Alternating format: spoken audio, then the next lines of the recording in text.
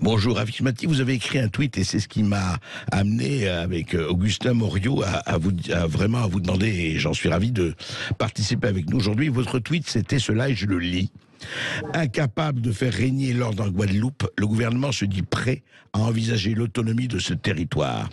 Ces apprentis sorciers, dites-vous, viennent d'ouvrir une boîte de Pandore. Le démembrement de la France est en marche. Je suis très en colère. Et on sait ce qui se passe effectivement en Martinique, en Guadeloupe. Alors vraiment, vous n'y allez pas de ma mort, démembrement de la France?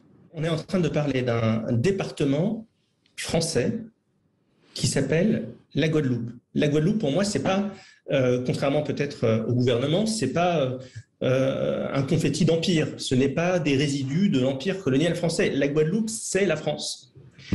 Et quand c'est la France, oser parler d'autonomie, qui est, on le sait tous, la première étape avant un autre mot qui est beaucoup plus grave et engageant, qui est l'indépendance, eh bien, c'est extrêmement grave quand il s'agit d'un gouvernement de la République française. Parler, comprenez bien, de l'indépendance de la Guadeloupe, c'est à mes yeux exactement comparable à l'idée de parler de l'indépendance du Pays Basque, de l'indépendance de la Mayenne, de la Bretagne ou autre, oui. Des Pays de Loire.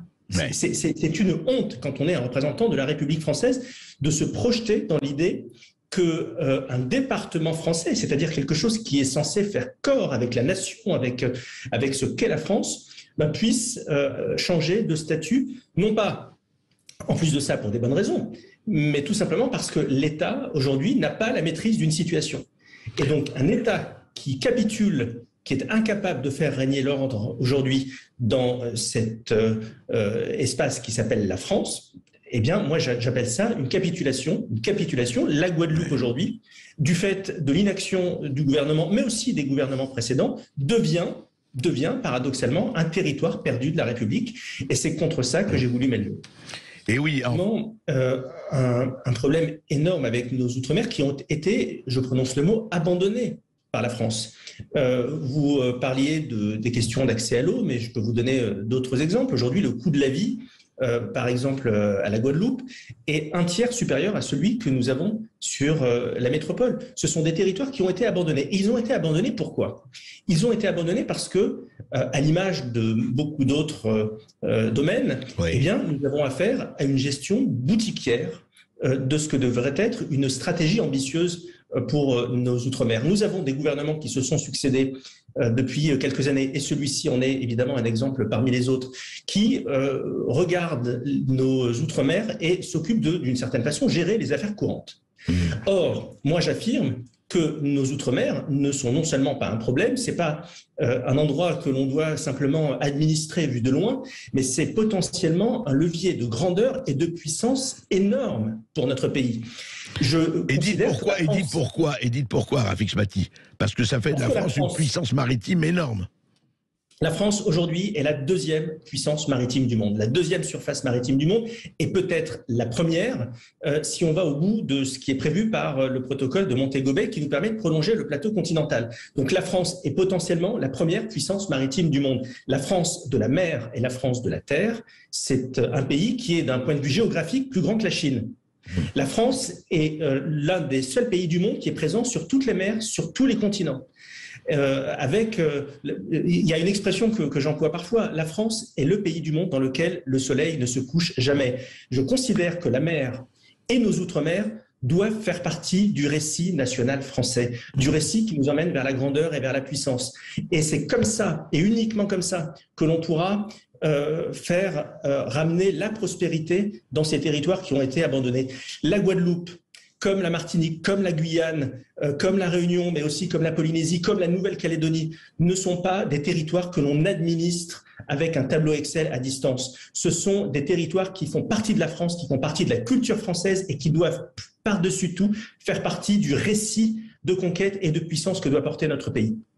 Et alors, de ce point de vue-là, justement, actuellement, disons qu'il y a une flambée depuis quelque temps, et ce n'est pas nouveau, et ça revient de façon récurrente. Pour vous, Rafik Mati, qu'est-ce qu'il voudrait faire en premier? Parce que là, le ministre des Outre-mer est allé là-bas, on l'a vu se prendre la tête avec quelques habitants. Bon, qu'est-ce qu'il faut faire, en fait? Là, aujourd'hui, ici et maintenant et demain. Mais le problème, André Berkoff, c'est que voilà la situation à laquelle nous sommes confrontés dans ce sujet-là, comme hélas dans beaucoup d'autres, c'est que rien n'est tellement fait au fil du temps. Emmanuel Macron a eu des alertes dans les dom-toms et notamment en Guyane. Il y a eu pendant tout le quinquennat de François Hollande des manifestations, des grosses manifestations. Donc il y a eu des signaux d'alerte. Le gouvernement n'a rien fait. Et donc voilà, nous en sommes arrivés aujourd'hui à commenter une situation qui devient une situation d'urgence, sachant qu'il n'y a aucune aujourd'hui baguette magique qui nous permettra de rétablir une situation de presque d'insurrection, enfin de pas loin de l'insurrection quand même. La seule solution, André Berkoff, c'est d'en sortir par le haut. Et en sortir par le haut, c'est donner aux Français qui vivent en Outre-mer, leur donner envie de France, leur faire comprendre qu'ils sont importants pour notre pays, qu'ils participent à ce récit national qui doit nous permettre de construire la France de 2050. C'est la seule solution. En créant cette envie de France à la Guadeloupe, mais également en Nouvelle-Calédonie, eh bien, nous réussirons à créer cette énergie, cette puissance qui fait que la cohésion et la fraternité et la prospérité pourront être de retour. Mais sans ça, effectivement, nous allons au-devant de périodes extrêmement difficiles, extrêmement tourmentées, où aucune mesure, qu'elle soit liberticide, sécuritaire ou sanitaire, ne pourra à elle seule résoudre la situation. Nous sommes condamnés à en sortir par le haut. Et le danger, c'est quand même un chemin où on pourra penser d'autonomie ou de quoi que ce soit, ou de sécession. Et il est quand même, ce n'est pas malheureusement une utopie, hélas. Pour moi, c'est l'aveu d'échec, c'est la capitulation par excellence. La France, voyez-vous, notre pays a une caractéristique, c'est que c'est l'État, notamment à travers les différents pouvoirs royaux et impériaux qui se sont succédés, c'est l'État qui a créé la nation française. Ouais. Et les Outre-mer font aujourd'hui partie de la nation française. Et aujourd'hui, par lâcheté, par abandon, par renoncement, l'État est en train de créer les conditions de la dislocation de la nation française. Et c'est ça aujourd'hui contre quoi je m'élève, parce que c'est extrêmement dangereux. Nous sommes tous dépositaires de 1500 ans d'histoire. Nous sommes un État-nation, nous sommes une merveille de l'histoire du monde. C'est ça que nous avons réussi à faire en France. Et nous sommes aujourd'hui présents, nous sommes capables de porter ce message partout dans le monde, sur tous les continents, sur toutes les mers. Eh bien, renoncer à ça, c'est tout simplement, à mes yeux, renoncer à la France. Et c'est le pire aveu d'échec que peuvent porter des politiques en panne de vision et d'avenir.